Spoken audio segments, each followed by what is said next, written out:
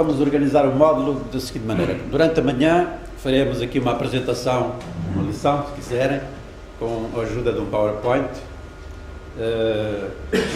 Estejam sempre à vontade para interromper, para fazer perguntas, para pôr dúvidas. Vamos tentar manter esse diálogo, embora reservemos uma parte depois do tempo, no final, para pormos essas questões. Mas estejam à vontade e interrompam-nos quando o entenderem. Depois de tarde, vamos passar um filme. É um filme que foi editado pelo Diário Notícias, que já está esgotado, mas vamos passar apenas uma parte com cerca de 30 minutos. Vamos depois conversar sobre aquilo que vamos ver e depois, finalmente, para o fim da ação, vamos falar do movimento dos capitães. O movimento dos capitães ainda é dentro deste período que nós consideramos da Guerra Colonial, entre 61 e 74, e por isso é adequado que nós falemos nele, embora depois, no módulo seguinte, vão retomar essa ideia, que é a ideia da conspiração que leva ao 25 de Abril. Nós vamos tentar seguir, que é para não nos esquecermos de nenhum assunto de que vos queremos falar. A nossa preocupação será sobretudo com a Guerra Colonial, mas não deixaremos de fazer alguns enquadramentos, até porque o tal módulo que vocês deveriam ter antes, vão ter depois, mas sem grandes preocupações e apenas de passagem. Vamos ver qual é o nosso sumário. Vamos falar-vos desses antecedentes, vamos falar-vos dos mapas da guerra,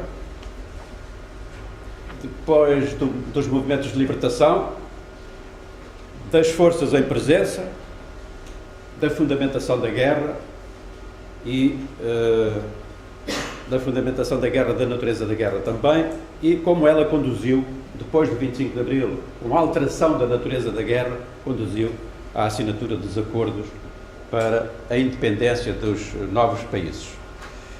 Falaremos da doutrina, organização e dispositivos militares, da africanização da guerra, o que é que isso significou, das baixas.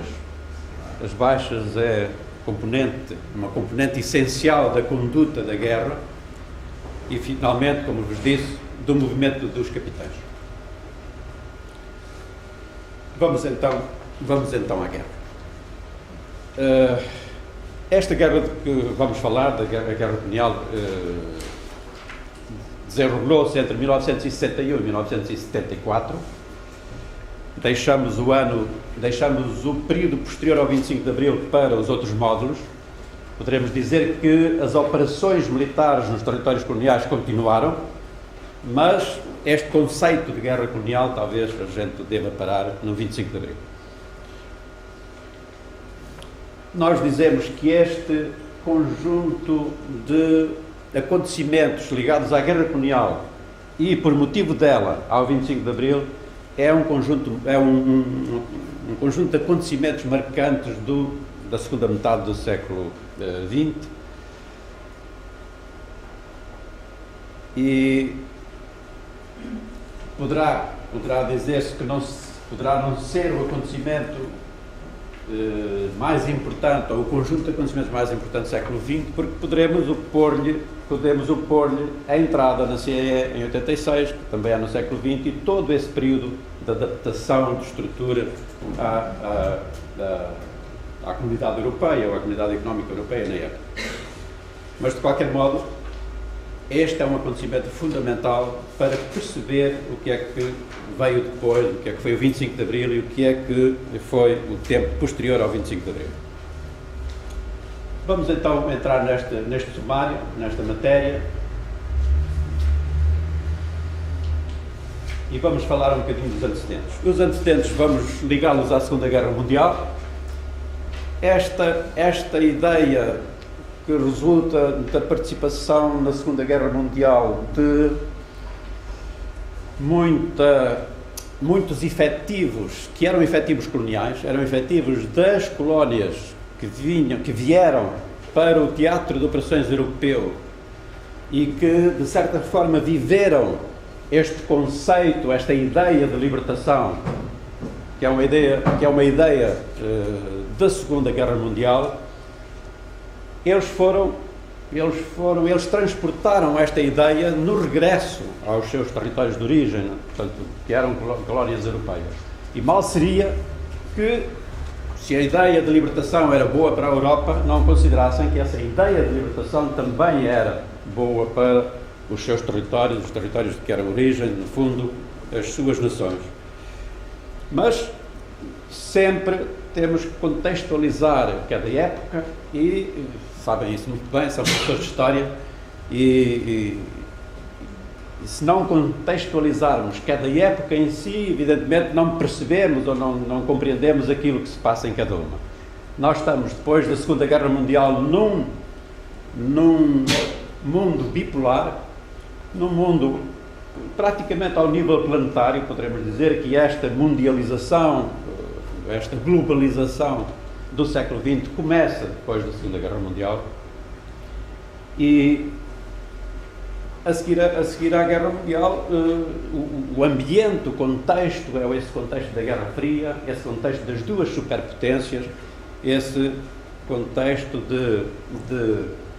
das zonas de influência, das zonas de influências ao nível planetário, das zonas de influência que cada vez mais são abrangidas pelas duas superpotências e disputadas, digamos assim. E é também nesse contexto, logo em 1945, que se constitui a ONU e que o documento que constitui a ONU, a Carta das Nações Unidas, se torna num documento fundamental desde então até agora, como carta de orientação e das relações internacionais. Dessa carta interessa-nos essencialmente o capítulo 11, que é a declaração relativa aos territórios não autónomos e especialmente o artigo 73. Em torno dele serão todas as disputas diplomáticas, digamos, entre a ONU, os países que aí representam o movimento descolonizador e o terceiro mundo, e o Estado Novo, a política do Estado Novo e principalmente a política colonial do Estado Novo.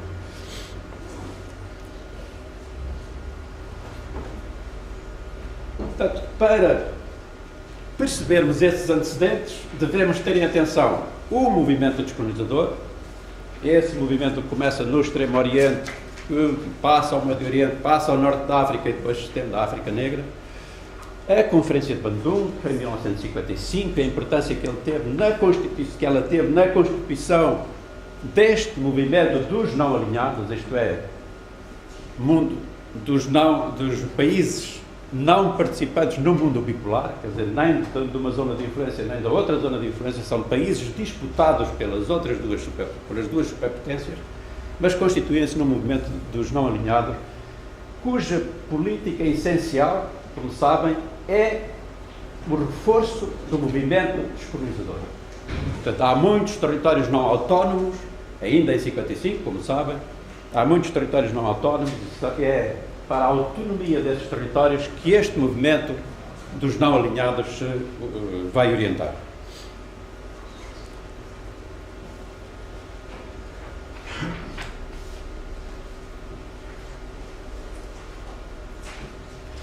Estão aqui os mapas, procuram dar uma ideia das datas deste movimento descolonizador.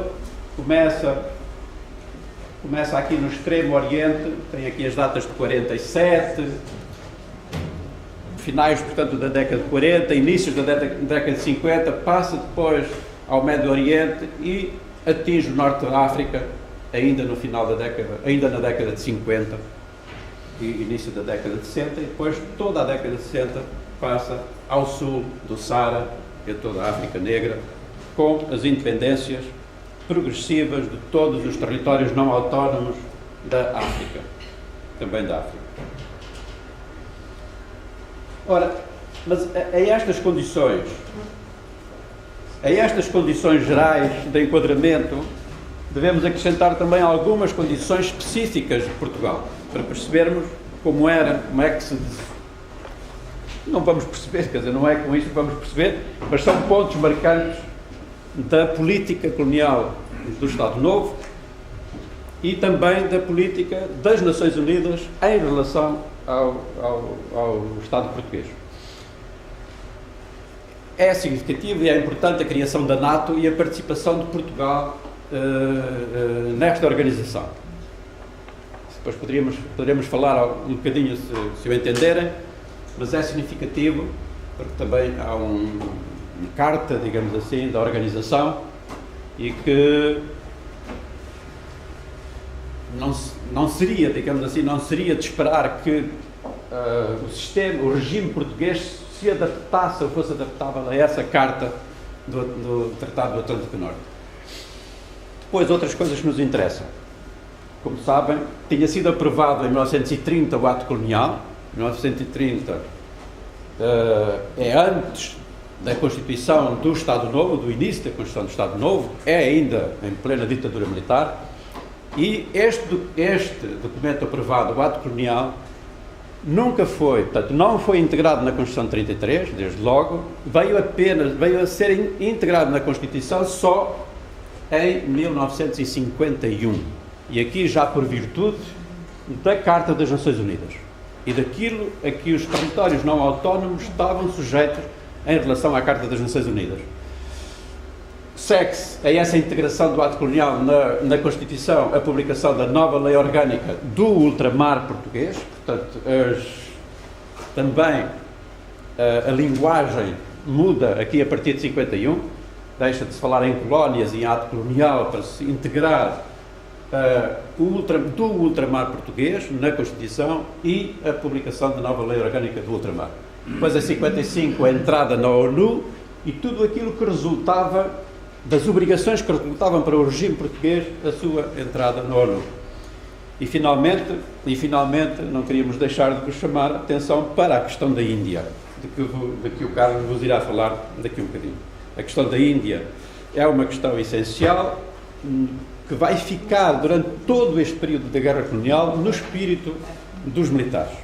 Mas antes de passarmos à questão da Índia e ao Carlos, eu não queria deixar de falar continuar aqui só com um pequeno apontamento sobre a questão das Nações Unidas e falar-vos no ano de 61. É o primeiro ano da guerra, mas é um ano que merece alguma referência. É um ano um pouco terrível para o regime português.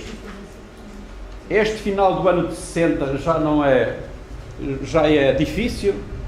Porquê? Porque a Assembleia Geral da ONU, que se reuniu em dezembro de 60, aprovou 3 resoluções. São essas 3 resoluções que vão, de certa forma, dar forma a toda a política anticolonial das Nações Unidas e que vão formatar, se podemos dizer assim, todo o tipo de reação do Estado Novo, do regime português, às resoluções, no fundo, às resoluções da ONU e a todos os documentos aprovados posteriormente ao longo de todos estes anos em que durou a Guerra Colonial. Essas 3 resoluções importantes, da 15ª Assembleia, que é em 1960, são a Resolução 1514, que é conhecida como a Declaração Anticolonialista. As Nações Unidas tomaram uma posição sobre a questão colonial, através dessa Declaração Anticolonialista, Resolução 1514. Depois é a Resolução 1541, em que há a definição do que é um território não autónomo. Era necessário definir o que é, para todos, a linguagem ser igual para todos, não haver nenhuma dúvida sobre o que era um território não autónomo. E depois a Resolução 1542, na sequência da definição do que é um território não autónomo, que define como territórios não autónomos todos os territórios coloniais administrados por Portugal. E, portanto, está bem enquadrada para as Nações Unidas a política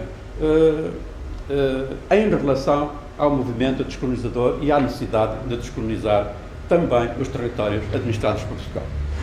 A partir destas definições e destas resoluções, o regime português passava a ficar obrigado, perante as Nações Unidas, a fazer relatórios anuais sobre a administração dos seus territórios.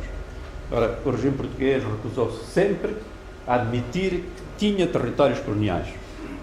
E, portanto, não aceitou a resolução de 1542, que definiam como territórios não autónomos os territórios administrados por si.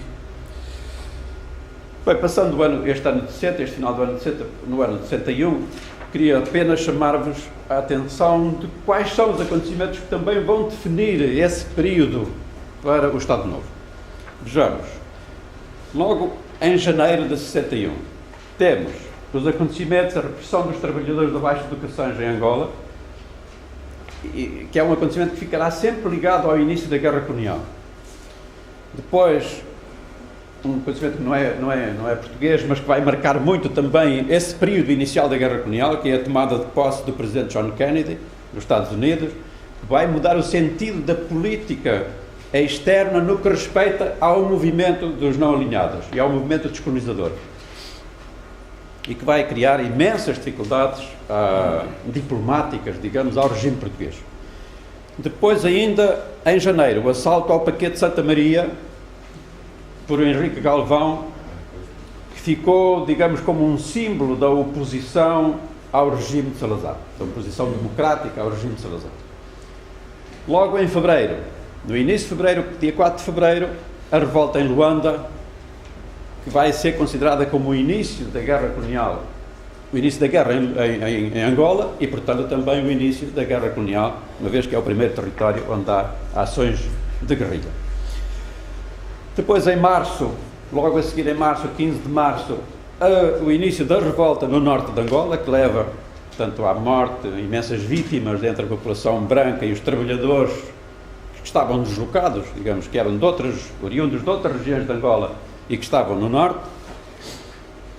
Logo em abril, a tentativa de golpe de Estado conduzida pelo Ministro da Defesa, o General Botelho Muniz, que é rapidamente anulada por Salazar, como sabem, mas que ficou sempre na memória militar, no sentido em que essa revolta, tanto quanto sabemos, era para, de qualquer modo, arranjar uma solução para a questão colonial. E isso ficou sempre como um sinal de oposição à política colonial do regime, também pelas Forças Armadas.